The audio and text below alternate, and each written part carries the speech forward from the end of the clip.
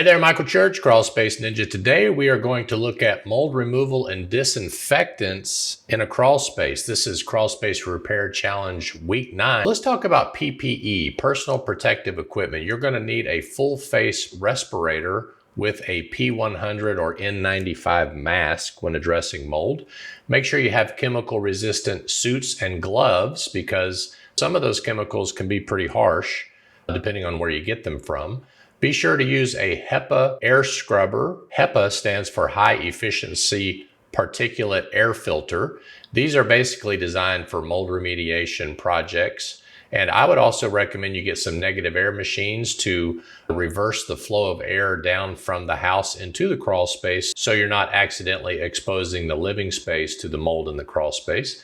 Make sure you use the right applicators. Some mold remediation products use fogging machines and some use spraying machines. So make sure you read the label to determine which one you need. There are some other mold remediation products out there like sodium bicarbonate, which we call soda blasting. There's also dry ice blasting and different disinfectants that you can use that we'll be covering in this video. If you decide to do this yourself, most likely soda blasting and dry ice blasting will be difficult, so you'll probably have to rely on HEPA vacuuming or scrubbing with disinfectant. What is the difference between an EPA versus a non-EPA registered product?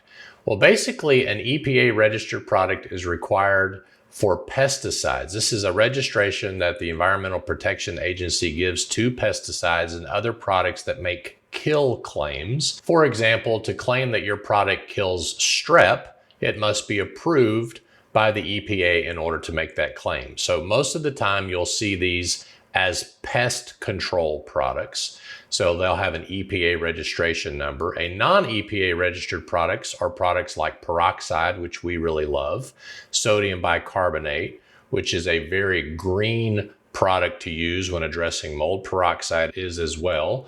And other enzyme-based products that may be out there that don't make mold claims, but they do know that they kill mold. And it's sort of like whenever you have the FDA that regulates vitamins versus drugs. There are proven vitamins that help do things for the body, but unless the FDA says that they do this or that, they have a disclaimer that says the FDA doesn't recommend this. So that's kind of what the EPA does on the chemical side.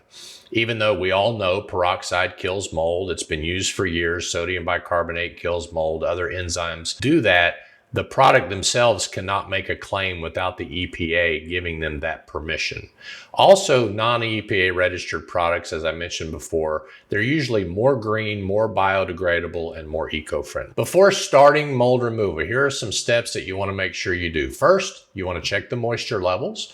Make sure that the wood moisture and the humidity are at a wood moisture level to where mold products would work. Typically, that would be under 60% relative humidity and under 20% wood moisture level. Make sure that if there's anything covering that wood, like insulation, you want to remove that. You want to make sure you turn on that HEPA air scrubber and that negative air that I mentioned. Turn off the HVAC system because you don't want to be distributing mold throughout your ductwork. Air seal any penetrations in the subfloor that you can air seal. Wear the proper PPE, as I mentioned before, and get the people and the pets out of the house, at least while you're doing the mold remediation, especially those that are sensitive to molds and indoor air quality. Also, let me know down below in a comment if you have some recommendations for others to follow whenever they're addressing mold. We'd love to hear from you. Mold removal methods, soda blasting versus dry ice blasting. We did a video about the differences between those two. And instead of going through all of that in this video, I'm going to put a link to this video down below so you can watch soda blasting versus dry ice blasting. And a lot of companies out there will use HEPA vacuuming as a third option for mold removal, or you could obviously scrub the wood clean with mold disinfectants and rags and different things like that. To prevent the mold from coming back, you need to make sure that the moisture does not return. So if you do have a mold issue in your crawl space, make sure you do everything you can to address the water problem that caused the mold problem, like controlling humidity. Make sure you install that dehumidifier to stay in the crawl space. ensure that you've got the flooding or the standing water addressed, install that vapor barrier to cover that earth so that it's not giving up too much moisture for the dehumidifier to address. And of course, if you have any leaks in the subfloor, take care of those as well. Hope you like this video. I'm Michael Church with Crawl Space Ninja.